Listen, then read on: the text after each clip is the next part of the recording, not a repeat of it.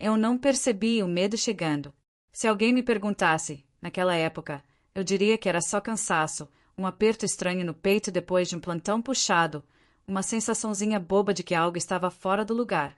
Hoje eu sei que era outra coisa. Era como aquele chiado baixo de rádio mal sintonizado, que fica de fundo enquanto a vida parece seguir normal. Meu nome é Ana Luísa. Tenho 30 anos. Até pouco tempo atrás, minha vida cabia inteira em uma kitnet simples nos fundos de uma casa em Ribeira Nova, interior de Minas. De manhã eu trabalhava no posto de saúde do bairro, ajudando na ala infantil.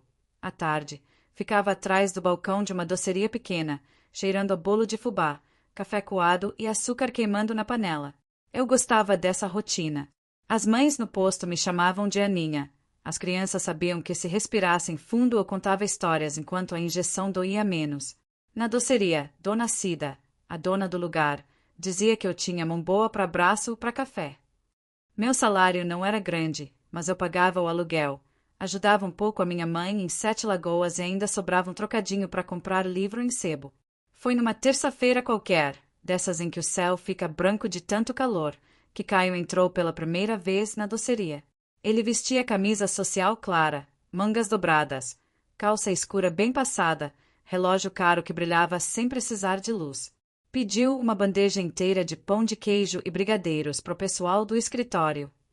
Falou sorrindo, mas tinha cansaço no canto dos olhos. Enquanto eu embalava tudo, ele puxou o assunto. Você que faz esses doces? Só ajudo, respondi, ajeitando o laço da caixa. Quem manda aqui é Dona Cida. Eu só faço o café e atrapalho um pouco.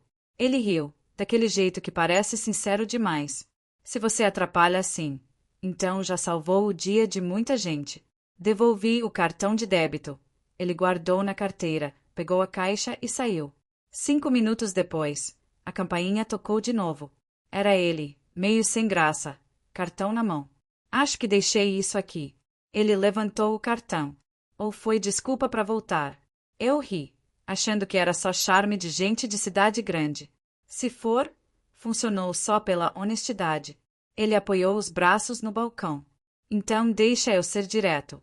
Hoje eu saio mais cedo da obra. Tem uma pracinha ali perto do rio, com uns bancos feios, mas uma vista bonita. Você toparia tomar um refrigerante comigo lá depois do seu horário? Uma parte de mim queria dizer que não tinha tempo, que ia direto pro ônibus, que tinha roupa para lavar. A outra parte, a que andava silenciosa há meses, levantou a cabeça. Se você não se importar de me esperar um pouco, eu topo. Ele sorriu como se tivesse ganhado alguma coisa importante. A praça ficava de frente pro rio que cortava Ribeira Nova. Não era nada de cartão postal, mas naquele fim de tarde o céu estava cor-de-rosa, e a água corria num barulhinho constante que acalmava. A gente sentou num banco descascado. Eu contei do posto de saúde, das crianças que fechavam o olho na hora de vacinar, das mães apreensivas, do medo que a gente tem de errar com gente pequena. Ele falou que era engenheiro civil, que trabalhava num escritório de projetos em Belo Horizonte, mas que a família tinha uma propriedade antiga ali perto, entre Ribeira Nova e Curvelo.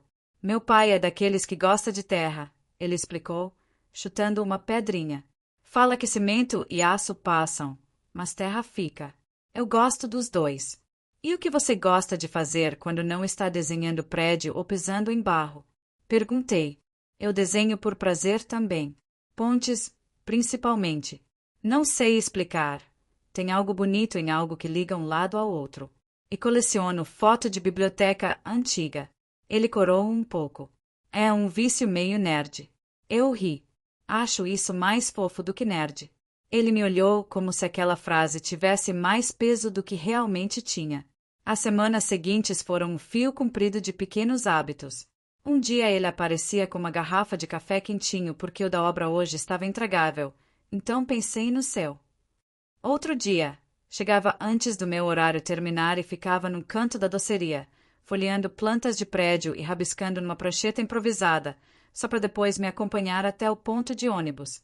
Ele foi aprendendo minha rotina. Sabia que eu precisava de silêncio nos primeiros 10 minutos depois do plantão, quando ainda carregava o choro das crianças comigo.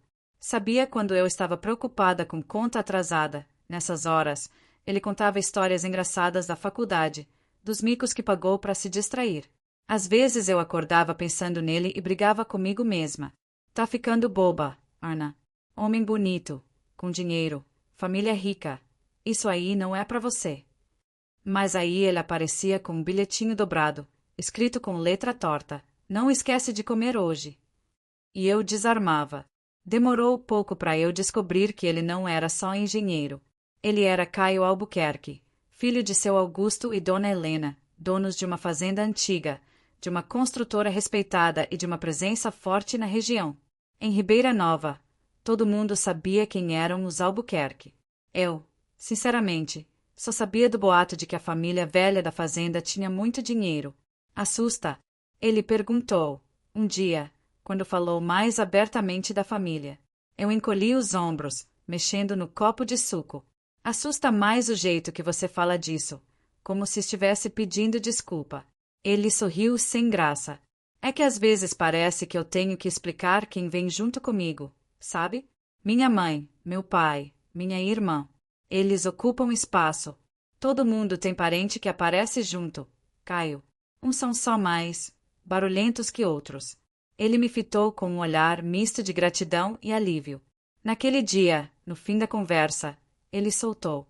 Queria que você conhecesse a fazenda. Minha mãe vai fazer um almoço no domingo.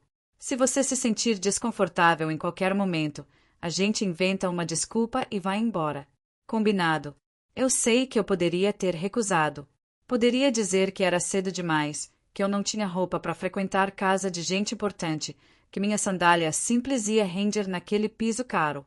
Mas eu estava apaixonada demais, embora não tivesse coragem de dar esse nome ainda. Tá, combinado. O domingo chegou mais rápido do que eu queria. Caio me buscou cedo, numa caminhonete clara e cheirosa de carro novo. Eu estava com um vestido azul simples, que minha mãe tinha ajustado numa visita rápida. Fica bonito em você, minha filha.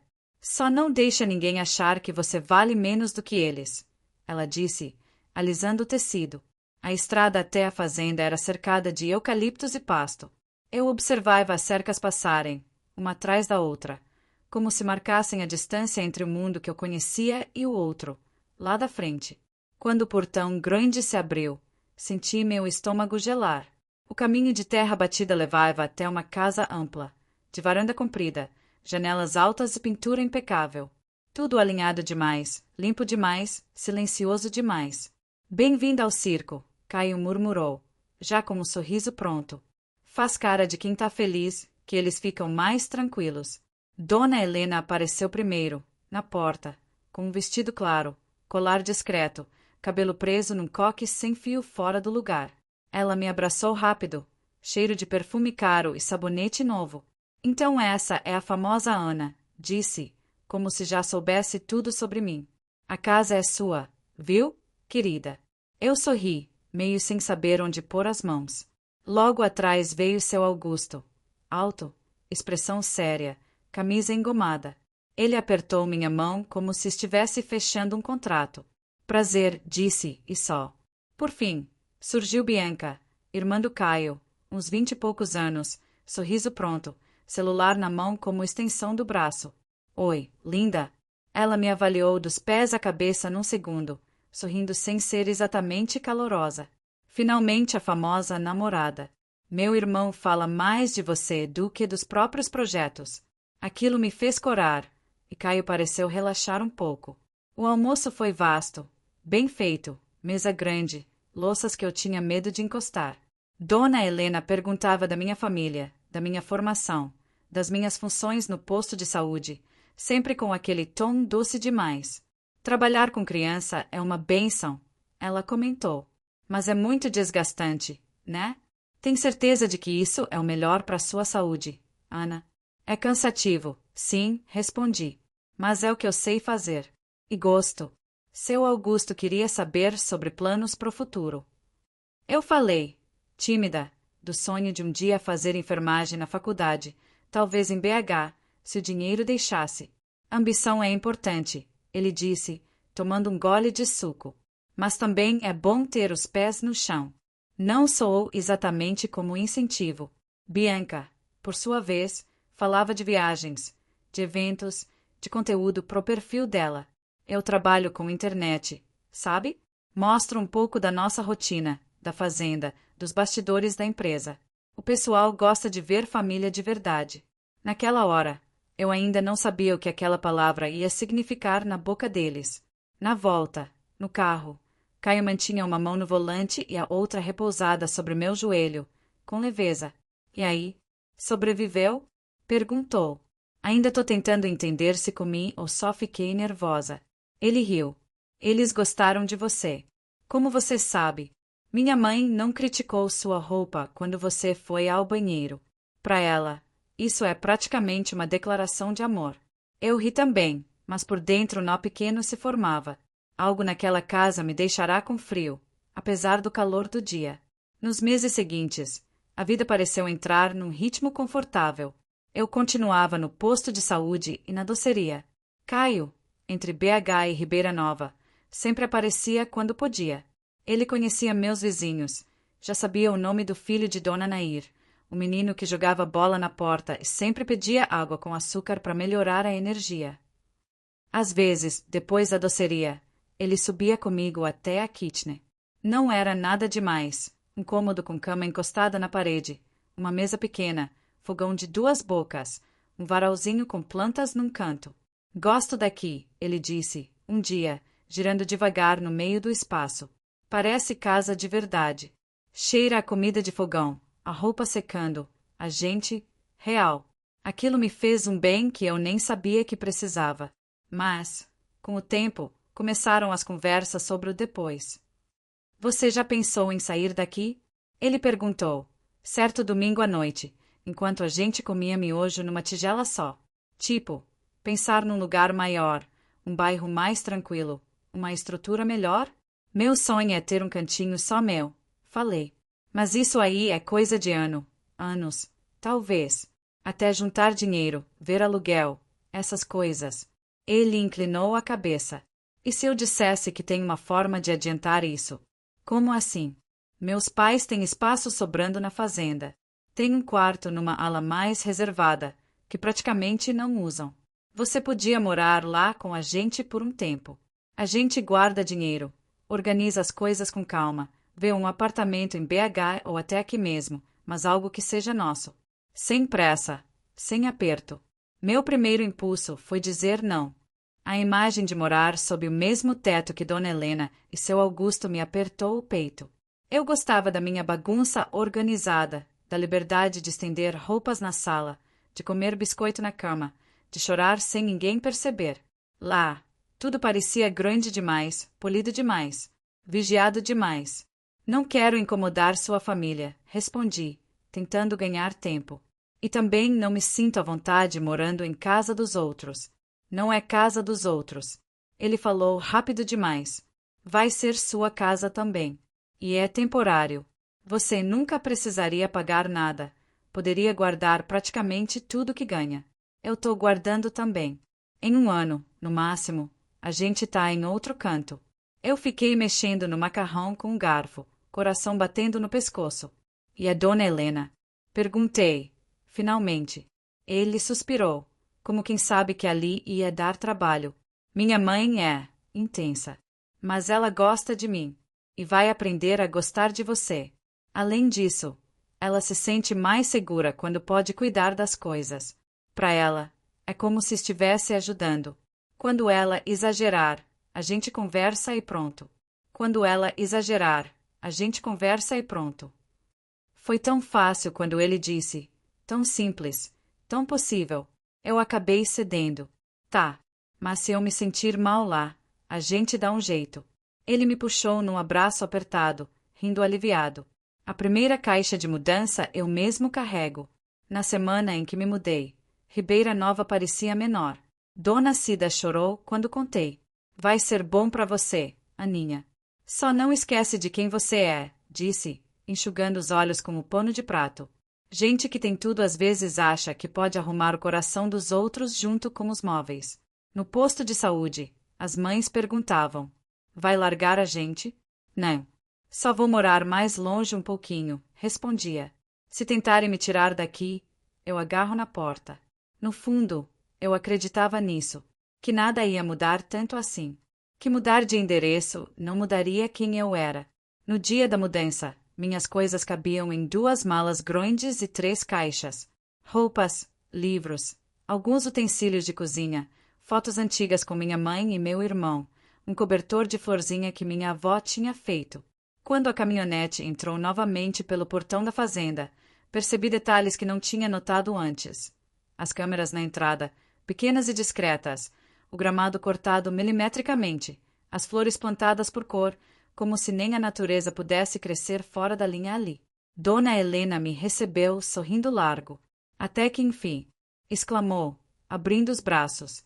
Agora sim eu vou poder cuidar de vocês de verdade. Ela falava vocês como quem fala de projetos. Separei um quarto para você no corredor oeste, explicou, enquanto o funcionário levava minhas malas. Fica mais reservado. Tem vista pro pomar. Arrumei tudo com carinho, mas você pode mudar o que quiser, viu? Quando entrei no quarto, encontrei uma cama grande, lençóis claros, cortinas pesadas, um guarda-roupa amplo que parecia caro demais para as minhas roupas simples. Um cheiro de amaciante e flor do campo enchia o ar. Eu toquei na colcha, tímida. Tá lindo, Dona Helena. Me chama de Helena, querida. Ela corrigiu, com suavidade firme. E aceita isso, por favor. A gente fica feliz em oferecer. Família é para isso. Naquele dia, a gente jantou cedo. A mesa era comprida, mas só nós 4 sentados próximos. Eu, Caio, Dona Helena e seu Augusto. Bianca disse que estava editando vídeo no quarto. Seu Augusto perguntou se o posto de saúde tinha como reajustar meus horários, porque ele achava perigoso eu chegar muito tarde. Posso ver com a coordenadora, respondi. Mas a maior parte dos meus turnos já é de manhã. Ótimo, ele disse, como quem aprova uma planilha. Organização é essencial. Mais tarde, quando eu voltei pro quarto, encontrei minhas malas já abertas, roupas penduradas com perfeição no guarda-roupa, meus sapatos alinhados por cor e altura. Eu não tinha feito aquilo. Gostou? Dona Helena apareceu na porta, como se tivesse adivinhado meu espanto. Aproveitei que você estava comendo e organizei tudo. Acho mais fácil para você. Mulher já tem muita coisa para pensar, né? Eu agradeci, desconcertada. Naquela noite, deitada na cama grande demais, o barulho da casa era diferente. Nenhum rádio ligado ao fundo, nenhum vizinho gritando na rua, nenhum cachorro latindo. Só o tic-tac de um relógio de parede e alguns passos distantes no corredor. É só costume, eu disse a mim mesma. Logo você se acostuma com o silêncio também. Os primeiros dias foram cheios de gentilezas. Bianca bateu na porta com um monte de revistas, roupas que ela não usava mais, perfumes quase cheios. Vê se gosta de alguma coisa, tá? Disse, entrando sem esperar eu dizer pode entrar. Tem muita peça aqui que combina com você. É só ajustar. Dona Helena começou a perguntar meus pratos preferidos, a incluir minhas escolhas no cardápio da semana, a se certificar de que sempre tinha fruta cortada para mim depois do jantar. Seu Augusto, mais contido, às vezes me chamava para ver uns números, perguntar minha opinião sobre uma cor de parede, um tipo de cerâmica. Eu dizia a mim mesma que aquilo era cuidado, que eu tinha dado sorte. Mas entre um gesto e outro, pequenas coisas começaram a se deslocar. Uma tarde, voltei do posto e encontrei outras cortinas no meu quarto. As que estavam lá, leves, brancas, que deixavam o sol entrar, tinham sumido. No lugar, tecidos mais pesados, de cor clara, mas fechados, que escureciam o ambiente. Coloquei essas porque as outras deixavam muito claro, explicou Dona Helena, quando comentei, num tom leve. Sol direto estraga os móveis, e você precisa dormir bem. Já mandei doar as antigas. Ficou melhor, não acha? Na cozinha, percebi uma pequena tabela colada discretamente na porta da geladeira, com horários de cada pessoa da casa. Ao lado do meu nome, alguém tinha anotado. Café da manhã, 7 horas. Saída, 7h30. Retorno, 17h30. Jantar, 19h30. Eu ri nervosa. Que isso? Perguntei. Só uma forma de organizar a rotina. Meu bem, disse seu Augusto. Casa grande precisa de ordem.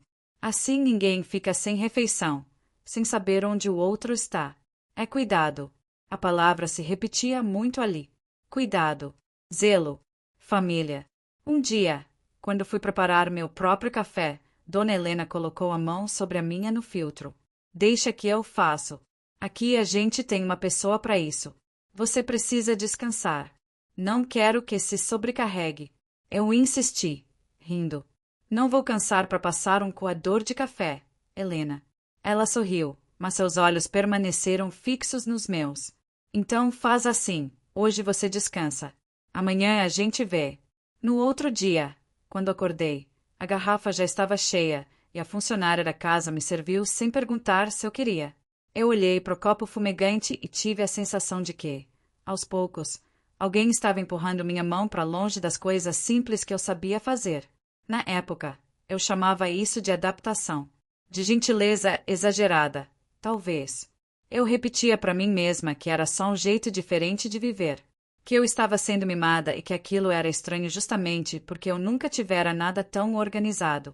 Hoje, olhando para trás, eu sei que não era só isso. Era o começo de algo que ia crescendo devagar, como raiz de árvore embaixo do piso, invisível na superfície, até o dia em que o chão finalmente trinca. E eu ainda estava, inocente, caminhando descalça sobre ele. A primeira semana na fazenda passou como quem segura a respiração por tempo demais. Eu parecia tranquila por fora, mas por dentro alguma parte me esperava o chão afundar a qualquer momento. Ainda assim, eu seguia repetindo que estava tudo bem, que era só adaptação, que nada ruim começava tão devagar. Só que começou. Eu continuava trabalhando no posto de saúde, mas agora saía da fazenda antes do sol nascer. A caminhonete deixava marcas frescas na estrada de terra, e Caio quase sempre me acompanhava até metade do caminho. Ele gostava de dirigir comigo no banco do passageiro, a mão apoiada no câmbio, conversando sobre projetos novos e sobre como a gente precisa organizar nosso futuro. Eu respondia, claro, mas já notava pequenas fissuras. Por exemplo, no segundo mês, Dona Helena pediu que eu avisasse sempre que fosse demorar mais que previsto no posto. Mulher grávida precisa de rotina, meu anjo, ela disse, segurando meu braço com delicadeza calculada. Não quero você andando sozinha por aí no escuro. Eu nem estava grávida, mas deixei passar, achando que era só jeito de mãe exagerada. No terceiro mês, ela começou a telefonar para o posto exatamente 10 minutos antes do meu horário acabar, perguntando se eu já tinha saído, se estava tudo bem, se eu precisava que o motorista fosse me buscar. É cuidado, Caio explicou, quando comentei. Você sabe como minha mãe é. Ela gosta de sentir que protege quem ama. A palavra outra vez. Cuidado. Eu queria acreditar. Com o tempo, Caio começou a dormir cada vez menos na fazenda. Dizia que estava atolado em projetos em Belo Horizonte, que precisava acompanhar obras, ajustar planilhas, revisar o orçamento. Às vezes voltava tarde, cansado demais até para jantar. Desculpa, meu amor, murmurava, deitando do meu lado com cheiro de estrada. Eu prometo que vai melhorar depois dessa fase. Mas a fase nunca acabava. Eu ficava cada vez mais tempo sozinha com a família dele. E isso começou a me moldar por dentro. A casa tinha um silêncio próprio. Não era o silêncio comum de lugar grande. Era um silêncio que parecia ouvir, não descansar. Ele se escondia nos cantos do corredor, atrás das portas, entre móveis muito polidos. Até o piso parecia nos vigiar. No segundo mês, notei que cada vez que eu saía do quarto, Dona Helena surgia alguns minutos depois. Às vezes com uma blusa dobrada, às vezes com uma sugestão qualquer, às vezes apenas com um sorriso que não alcançava os olhos. Dormiu bem? Perguntava sempre. Dormi, sim. Sonhou? Não lembro. Ótimo. Quem sonha muito acaba acordando cansada. Eu nunca entendi a lógica daquela frase. Só concordava, para não prolongar o assunto. Bianca aparecia de repente nos meus espaços. Chegava com o celular na mão, fazendo vídeos, falando com os seguidores. Gente, olha só nossa rotina de domingo na fazenda, dizia ela, enquadrando a mesa, a varanda, às vezes até a mim. mesmo quando eu mal tinha acordado. A Aninha já tá ali organizando as coisas. Eu não estava organizando nada. Só queria beber água. Bianca, não precisa me filmar, pedi uma vez, num tom suave. Não me sinto muito à vontade com isso. Ela riu, balançando os cabelos. Relaxa. Você vai acostumar. A internet ama autenticidade. Eu não queria ser autenticidade para ninguém. Mas dentro daquela casa, eu já tinha entendido uma coisa importante. Contrariar Bianca significava irritar Helena. Irritar Helena significava perder o pouco ar que me restava. Então eu respirava fundo e deixava. O primeiro sinal concreto de que algo estava errado veio numa quarta-feira, logo depois do almoço. Eu estava saindo do banheiro do corredor quando reparei numa luzinha vermelha discreta no alto da parede, num canto que antes eu não tinha notado. Uma piscada rápida. Depois, outra. Parei, olhando fixamente. Uma câmera, apontada direto para a porta do banheiro. Meu sangue gelou. Dei um passo para trás, engolindo o pânico. Olhei em volta, como se o corredor fosse me responder. Passei a mão no rosto, tentando entender. Talvez fosse sistema de segurança. Talvez fosse antigo. Talvez estivesse quebrado. Tentei acreditar nessas hipóteses por exatos 5 segundos. Depois lembrei das outras câmeras no portão e da família obcecada por organização. Meu coração disparou. Naquela noite, quando Caio finalmente voltou, esperei o jantar acabar e falei baixo, no quarto. Tem uma câmera no corredor perto do banheiro. Ele demorou um pouco para responder. Por que tem uma câmera ali, Caio? Ele soltou um suspiro impaciente. É monitoramento da casa, Arna. Sempre teve. Você que não percebeu antes. Mas, aponta para a porta. Parece que. Não começa. Ele levantou a mão, como se isso encerrasse a conversa. Minha mãe colocou isso quando minha irmã era adolescente. Segurança. Você sabe que houve aquele caso da invasão anos atrás. Eu só achei estranho, falei, baixinho. Você anda muito sensível. Ele retirou a camisa devagar, evitando meus olhos. Quer ajuda para dormir? Posso preparar um chá. Eu engoli a resposta que queria dar. Não queria transformar aquilo numa briga. Só queria que ele me ouvisse. Mas ele nunca realmente ouvia. As semanas seguintes foram um lento desfiar de pequenas invasões. Um dia eu encontrei meu celular carregando num canto onde eu não tinha deixado. Outro dia, uma conversa minha com minha mãe tinha sido claramente interrompida por interferência, mas parecia mais alguém tirando o telefone da linha. Minha escova de cabelo estava úmida, mesmo eu não tendo usado naquele dia. Uma gaveta do meu criado mudo aparecia sempre menos cheia do que antes. Eu achava que estava ficando paranoica, que talvez fosse coisa da minha cabeça, que talvez eu estivesse exagerando. Até o dia em que Bianca me entregou um vestido. Eu estava sentada na cama, dobrando roupa, quando ela entrou sem bater, como sempre, com um sorriso grande e um cabide na mão. Toma. Minha mãe mandou você experimentar. Era um vestido claro, elegante, caro. Lindo, sim. Mas não era meu. Nem do meu estilo. Pra quê? Perguntei, tocando o tecido. Bianca se sentou ao meu lado, cruzando as pernas. Pra você usar domingo, no almoço. Vamos receber visitas importantes. Minha mãe quer você, mais alinhada com o ambiente. A palavra me atravessou como lâmina fria. Alinhada. Eu tentei rir, fazer leve. Ah, é? Por quê? O que tem de errado com as minhas roupas? Bianca não hesitou. Nada errado. Só são simples demais. Minha mãe acha que, quando a gente ama alguém, a gente cuida da imagem da pessoa também. Ela quer você apresentável. Afinal, você é parte da família. Parte. Parte de quê? Eu olhei para o vestido. Olhei para Bianca. Senti um aperto no peito que nunca tinha sentido antes. E naquele instante, pela primeira vez, pensei seriamente que talvez eu tivesse cometido um erro que não poderia simplesmente desfazer. Naquela noite, depois que todos dormiram, eu fechei a porta do meu quarto por dentro. Coloquei uma cadeira contra a maçaneta e sentei no chão, abraçando os joelhos. Pela primeira vez desde que entrei na fazenda, chorei sem tentar abafar o som. Não era choro de tristeza. Era um choro de medo. O tipo de medo que não grita, se instala devagar, como sombra sob a porta, enquanto você repete que está tudo sob controle. Eu olhei para o quarto arrumado demais, para as cortinas pesadas que eu não tinha escolhido, para o guarda-roupa cheio de roupas que não eram minhas, para cada pequeno detalhe que havia sido ajeitado para mim.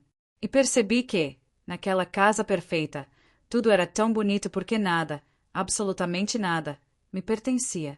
Nem o silêncio, nem minhas decisões, nem meu corpo, que agora era observado por câmeras, nem minha rotina.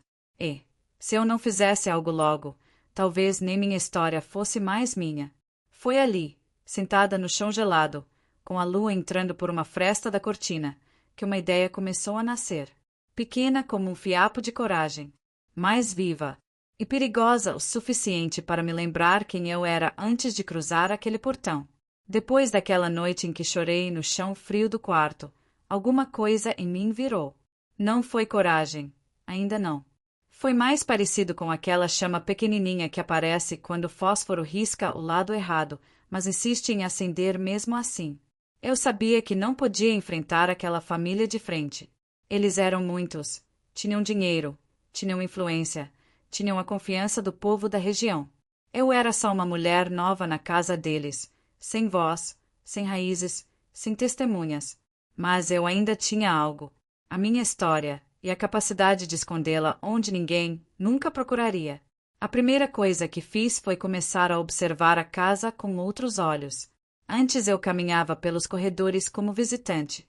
Agora, eu caminhava como quem procura saídas. E era impressionante como, quando a gente realmente quer ver, as coisas mudam de forma. Um dia notei que a porta da despensa nunca fechava completamente. Outro dia percebi que havia um vão embaixo da escada lateral. A janela pequena do meu banheiro tinha dobradiças antigas.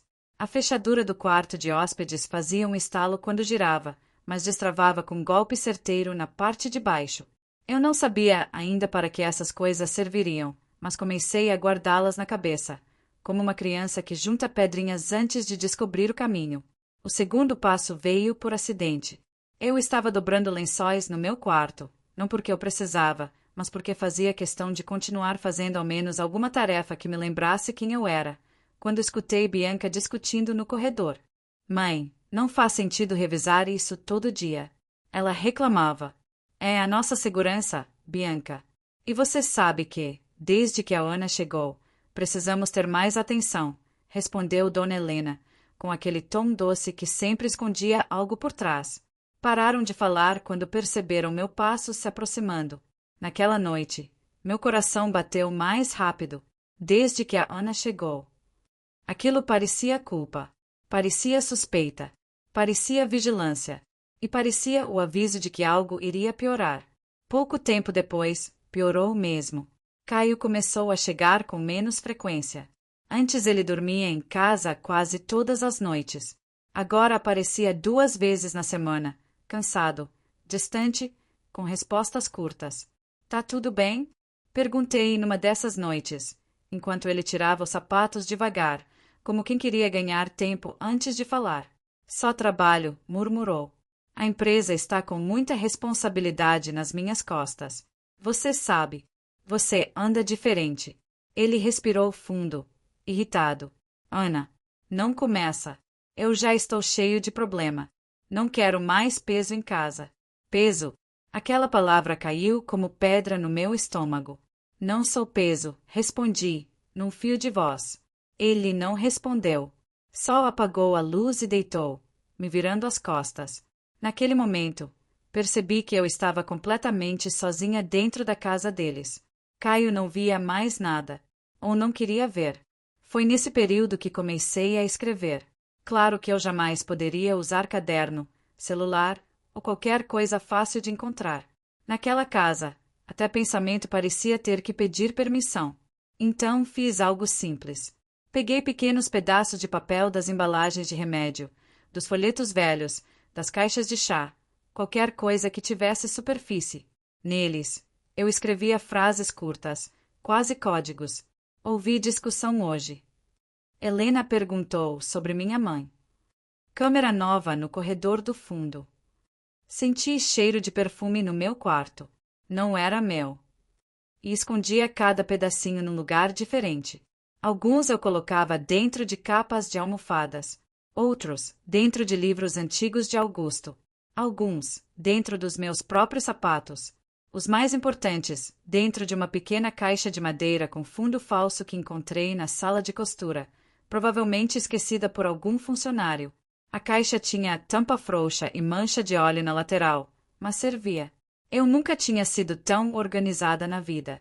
Um dia, durante o café da manhã, Helena começou a falar sobre filhos.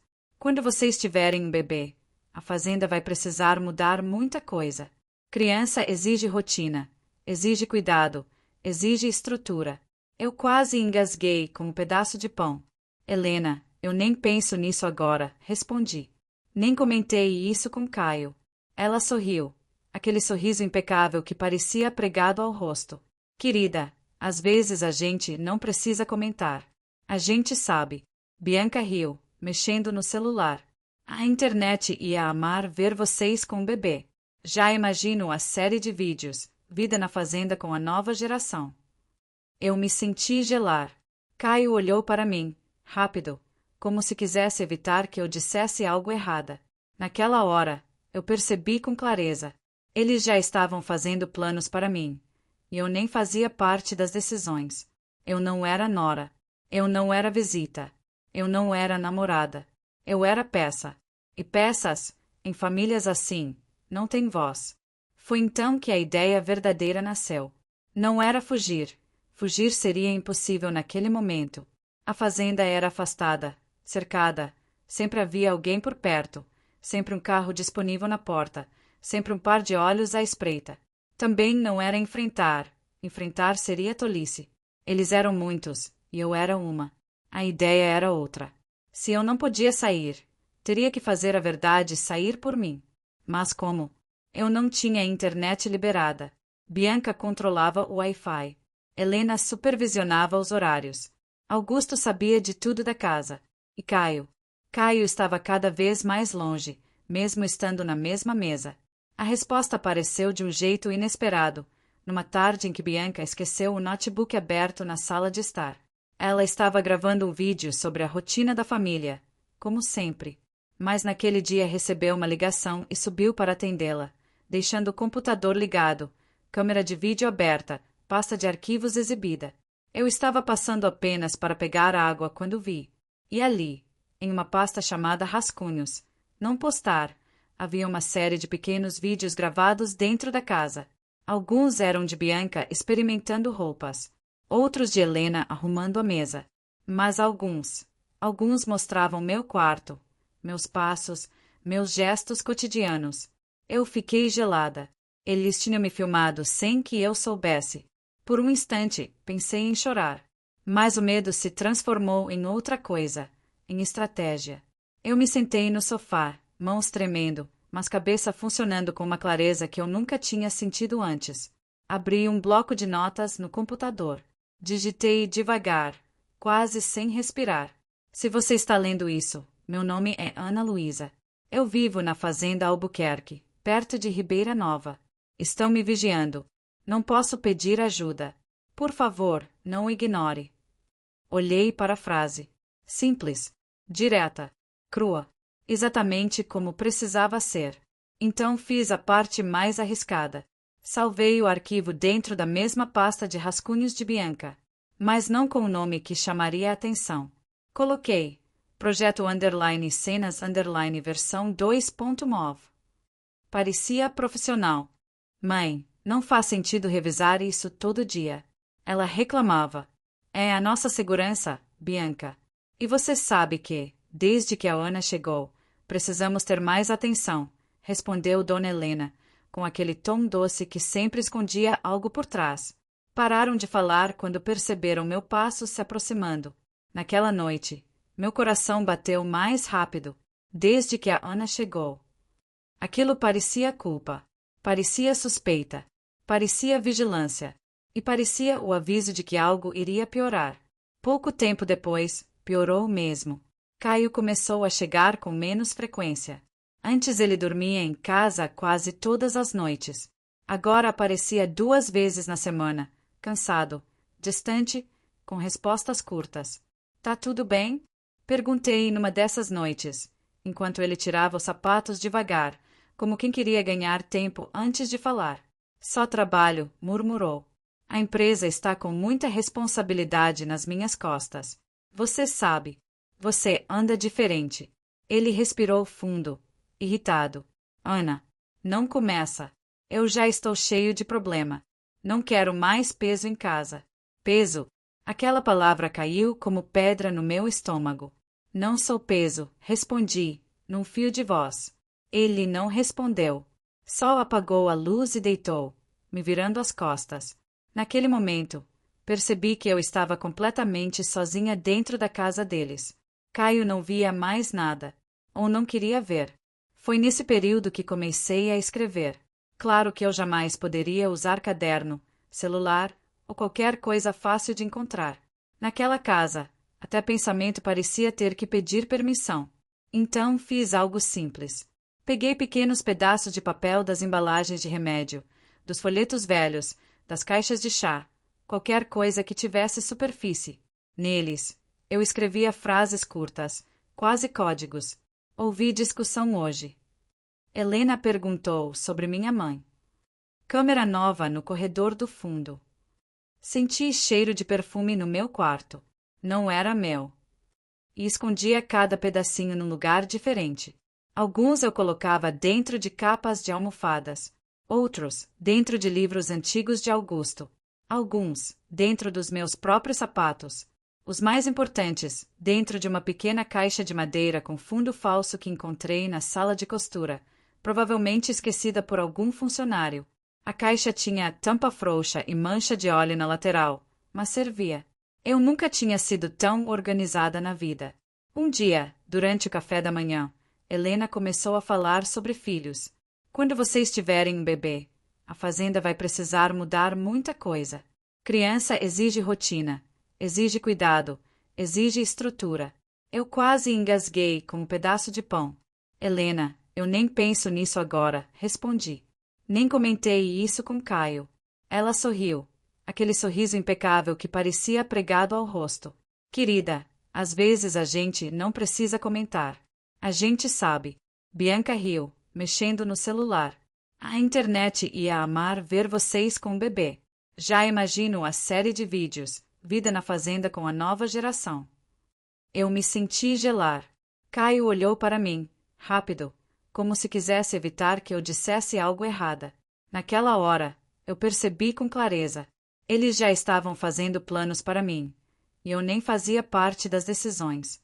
Eu não era nora. Eu não era visita. Eu não era namorada. Eu era peça. E peças, em famílias assim, não têm voz. Foi então que a ideia verdadeira nasceu. Não era fugir. Fugir seria impossível naquele momento. A fazenda era afastada, cercada. Sempre havia alguém por perto. Sempre um carro disponível na porta. Sempre um par de olhos à espreita. Também não era enfrentar. Enfrentar seria tolice. Eles eram muitos, e eu era uma. A ideia era outra. Se eu não podia sair, teria que fazer a verdade sair por mim. Mas como? Eu não tinha internet liberada. Bianca controlava o Wi-Fi. Helena supervisionava os horários. Augusto sabia de tudo da casa. E Caio? Caio estava cada vez mais longe, mesmo estando na mesma mesa. A resposta apareceu de um jeito inesperado, numa tarde em que Bianca esqueceu o notebook aberto na sala de estar. Ela estava gravando um vídeo sobre a rotina da família, como sempre. Mas naquele dia recebeu uma ligação e subiu para atendê-la, deixando o computador ligado, câmera de vídeo aberta, pasta de arquivos exibida. Eu estava passando apenas para pegar água quando vi. E ali, em uma pasta chamada Rascunhos, não postar, havia uma série de pequenos vídeos gravados dentro da casa. Alguns eram de Bianca experimentando roupas, outros de Helena arrumando a mesa. Mas alguns mostravam meu quarto, meus passos, meus gestos cotidianos. Eu fiquei gelada. Eles tinham me filmado sem que eu soubesse. Por um instante, pensei em chorar. Mas o medo se transformou em outra coisa, em estratégia. Eu me sentei no sofá, mãos tremendo, mas cabeça funcionando com uma clareza que eu nunca tinha sentido antes. Abri um bloco de notas no computador. Digitei devagar, quase sem respirar. Se você está lendo isso, meu nome é Ana Luísa. Eu vivo na Fazenda Albuquerque, perto de Ribeira Nova. Estão me vigiando. Não posso pedir ajuda. Por favor, não o ignore. Olhei para a frase. Simples, direta, crua. Exatamente como precisava ser. Então fiz a parte mais arriscada. Salvei o arquivo dentro da mesma pasta de rascunhos de Bianca, mas não com o nome que chamaria a atenção. Coloquei Projeto _ Cenas _ versão 2.mov. Parecia profissional. Parecia normal. Parecia invisível. Fechei tudo. Respirei fundo. Saí da sala como se nada tivesse acontecido. Eu não tinha certeza se alguém veria. Não sabia se seria lido, compartilhado, apagado, ignorado.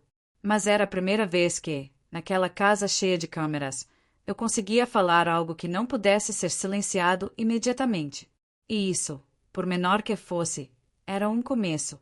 Talvez o único que eu teria. Eu achava que, depois de esconder aquela mensagem no computador da Bianca, meu coração ia descansar um pouco. Que talvez o simples ato de deixar um rastro silencioso me desse algum tipo de proteção invisível. Mas o que aconteceu foi o contrário. A casa começou a me apertar. Como se tivesse sentido, como se soubesse.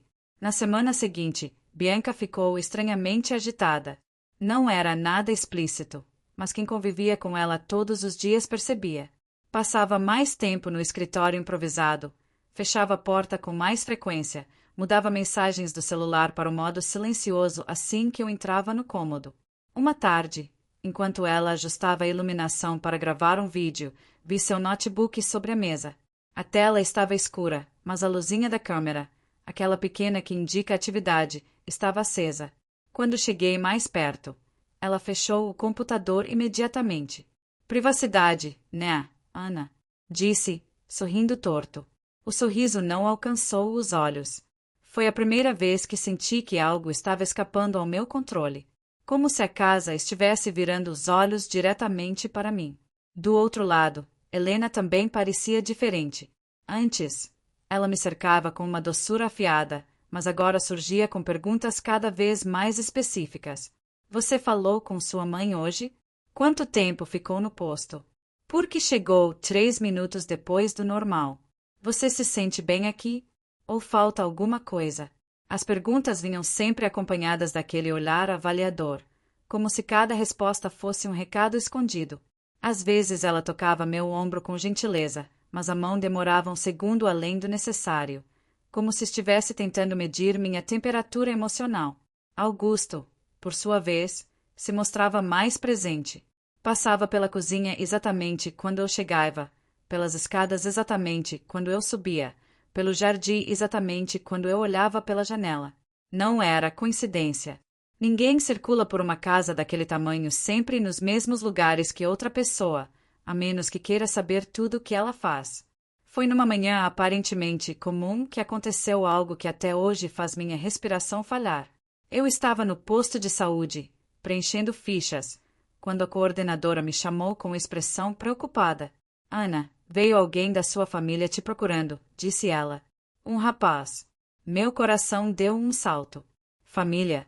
Como assim? Ele disse que era seu irmão, que estava tentando falar com você há dias, mas não conseguia. Pediu para avisar que vai voltar mais tarde e que é urgente. Meu irmão. O único que podia sentir quando algo estava errado comigo, mesmo de longe. Eu fiquei pálida. Ele deixou o número. Perguntei, ansiosa. Deixou, sim. Mas... Ela hesitou. Estranhamente, quando fomos devolver o papel para você, ele tinha sumido da mesa. Deve ter voado. Posso pedir para ele vir outro dia. Sumido. Do nada. Eu soube na hora. Alguém mexera nisso antes de chegar às minhas mãos. Alguém com acesso. Alguém com interesse. Quando voltei para a fazenda naquele dia, minhas mãos tremiam. Eu não falei nada a ninguém. Mas o mundo estava ruindo embaixo de mim. No fim da tarde, Helena bateu à porta do meu quarto com aquele sorriso bonito e completamente vazio. Ana, querida, queria te perguntar uma coisinha rápida. Minha garganta secou. Pode falar. Ela entrou devagar, como se já tivesse entrado muitas vezes sem pedir. Você mantém contato constante com sua família, né? Afinal, mãe e irmãos fazem falta. Ela inclinou a cabeça. Mas você não acha que, às vezes, falar demais pode gerar preocupações desnecessárias? Meu sangue gelou. Não entendi, respondi. Quero dizer, às vezes as pessoas lá fora não compreendem nosso modo de viver aqui. Acham que é estranho, que é rígido, que é exagerado. Ela sorriu. Família é assim mesmo, cada uma tem seu jeito. E ninguém de fora precisa dar opinião. O jeito que ela disse aquilo parecia aviso. Parecia ameaça embrulhada em carinho. Claro, Helena, respondi, tentando manter o rosto neutro. Ela tocou meu rosto com a ponta dos dedos, gesto maternal e frio ao mesmo tempo. Você é muito sensível, Ana. Precisa tomar cuidado com certas influências. Nem todo mundo lá fora entende quanto a gente cuida de você aqui. Cuidado. Outra vez. Quando Helena saiu, fechei a porta e apoiei a testa na madeira. Sentia meus pulsos pulsando no mesmo ritmo acelerado do coração. Eu precisava agir. Antes que eles me tirassem até a possibilidade disso. Mas a pior parte ainda estava por vir. Naquela noite, Caio finalmente chegou, mas não como antes. Ele parecia mais cansado, mais tenso, mais distante do que nunca. Eu tentei conversar. Ele desviou. Tentei perguntar se estava tudo bem. Ele murmurou um tom automático. Mas quando mencionei, com cuidado, que meu irmão tinha tentado contato, ele endureceu. Quem te contou isso? Perguntou, rápido demais. A coordenadora do posto. Disse que ele foi lá.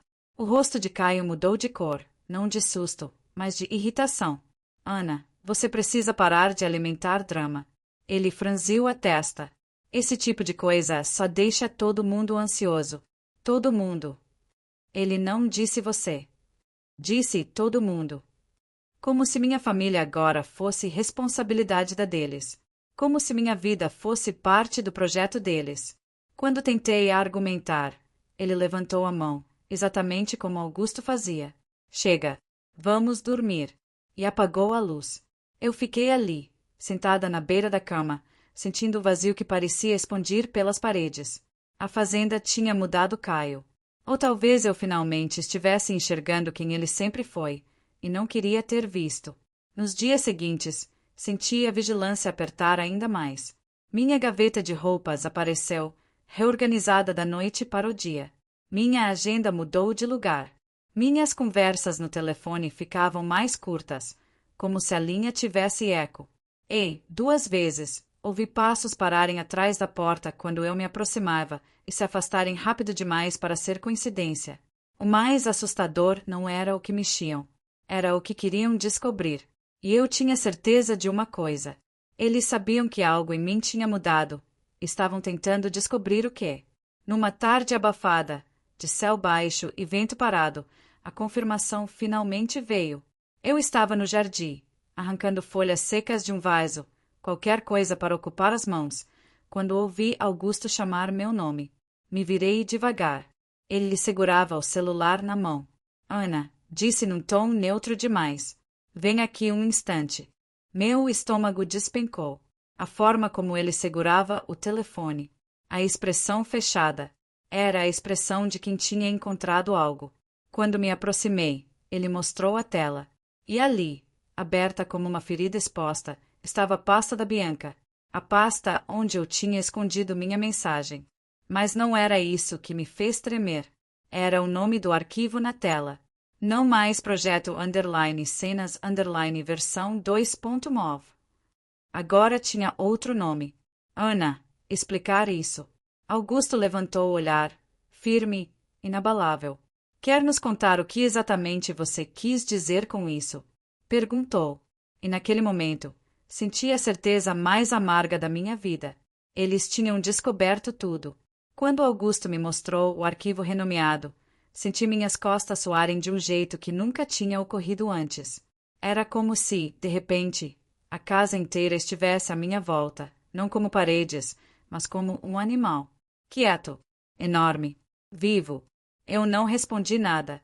Não lembro de ter respirado. Só lembro dele me encarando com aquela calma que não era calma, era domínio. O tipo de domínio que não precisa levantar a voz para ser ameaça. Ana, repetiu ele, baixando o telefone como quem guarda uma prova. Vamos conversar na sala. Eu queria correr. Queria sumir. Queria gritar por ajuda. Mas fiz o que pessoas amedrontadas fazem. Obedeci. A sala estava escura, iluminada apenas por um abajur com luz quente. Helena estava sentada na poltrona maior, com as mãos cruzadas no colo e um sorriso que não alcançava lugar nenhum. Bianca veio logo depois, entrando com passos rápidos, segurando o notebook. Evitou olhar para mim. E então Caio apareceu por último. Quando vi o rosto dele, entendi tudo. Ele sabia. Todo esse tempo, ele sabia que a família tinha descoberto. Talvez tivesse sido avisado antes. Talvez tivessem conversado longe de mim. Talvez fosse mais um segredo compartilhado entre eles que eu era a última a descobrir. A expressão dele não era de raiva. Era de frustração. Como se eu fosse um problema. Senta, Ana, disse Helena, com aquela voz doce que parecia sempre mel misturado com ferro. Eu sentei devagar, no canto do sofá, mantendo as mãos juntas, como se assim pudesse evitar que elas tremessem. Augusto ficou em pé, atrás de Helena. Bianca sentou-se no braço da poltrona, segurando o notebook com força. Caio ficou no canto, braços cruzados. Helena começou. Nós encontramos algo muito delicado, algo que nos deixou preocupados. Ela mexeu a cabeça de lado. Por que você escreveu aquilo, querida? O querida veio carregado de veneno. Eu abri a boca, mas nada saiu. Tentei de novo. Eu estava com medo. Só isso. Augusto franziu levemente o rosto. Medo de quê? Eu respirei fundo, tentando organizar as emoções. De me perder. Procurei palavras que não incendiassem tudo. De não estar conseguindo conversar com vocês. De não saber meu lugar aqui. Helena lançou um sorriso triste, como se estivesse prestes a me abraçar e me sufocar ao mesmo tempo. Ah, Ana, você é muito sensível. E a sensibilidade, quando não cuidada, cria fantasmas. Cria fantasmas. Foi o tipo de frase que só manipuladores dizem com doçura. Caio então interveio, e sua voz saiu dura. Você podia ter falado comigo. Isso aqui, apontou para o notebook. Faz parecer outra coisa. Faz parecer que você está espalhando mentiras da nossa família. Eu travei. Mentiras. Caio, falei baixinho, nada disso era para ser visto por vocês. Eu só precisava colocar meus sentimentos em algum lugar. Bianca riu pelo nariz, me vigiando. Repetiu ela, citando a frase do arquivo. Pelo amor de Deus. Ana, isso é exagero. Você realmente acha que somos monstros? Ela disse aquilo com fundo de ironia, mas havia mágoa ali também. Como se ela, que sempre filmava tudo e todos, se sentisse pessoalmente ofendida por eu ter notado isso. Eu não disse isso, respondi, tentando manter a voz firme. Mas eu me sinto observada. A câmera no corredor, as perguntas, o horário na geladeira. Helena ergueu uma mão como se quisesse acalmar uma criança birrenta. Isso é cuidado, minha flor. Uma casa precisa de ordem. Uma família precisa de rotina. Você cresceu sem isso, então estranha. Mas é assim que mantemos todos em harmonia. Você cresceu sem isso. Uma frase envenenada com arrogância. Caio me olhava como se estivesse esperando que eu pedisse desculpas. E eu entendi naquele segundo. Se eu me defendesse demais, eles me esmagariam. Se eu me calasse completamente, eles me engoliriam. Eu precisava sobreviver aquela noite. Só isso. Então falei, calma. Me desculpem. Eu estava confusa. Foi um momento ruim. Isso não vai acontecer de novo. Helena sorriu, satisfeita. Augusto abaixou a cabeça em aprovação. Bianca finalmente relaxou os ombros. Caio respirou fundo, como se tirasse um peso do peito. A reunião terminou ali, mas não a ameaça. Quando voltei para o quarto naquela noite, ouvi duas coisas. O som leve de passos atrás de mim, que desapareceram assim que fechei a porta. O clique muito suave da tranca sendo girada, por fora. Sim, por fora. Testei a maçaneta. Estava fechada. O ar gelou. Eles tinham me trancado, e não disfarçaram. Sentei na borda da cama, abraçando o estômago. O quarto era grande, bonito, arrumado, mas naquele momento parecia um cofre. Um cofre onde eu era objeto guardado. Lembrei do que Helena dissera. Uma casa precisa de ordem. Pois agora eu era parte da ordem deles. A madrugada passou lenta. Em algum momento, ouvi um barulho vindo do corredor, algo como alguém mexendo em caixas ou arrastando algo pesado. Depois, passos. Depois, silêncio de novo. Eu sabia o que aquilo significava. Eles estavam reorganizando a casa para me reorganizar junto. Cada movimento deles agora seria uma parede nova para mim. Eu não tinha muito tempo. Naquela madrugada, encolhida no canto da cama, entendi uma verdade que me incendiou por dentro. Eles não iam esperar eu ir embora. Eles estavam preparando o momento de nunca me deixar sair. Se eu queria viver, precisava mudar o jogo. Sem gritar, sem confrontar, sem fazer barulho algum. Assim como o medo deles era silencioso, minha resistência também teria que ser.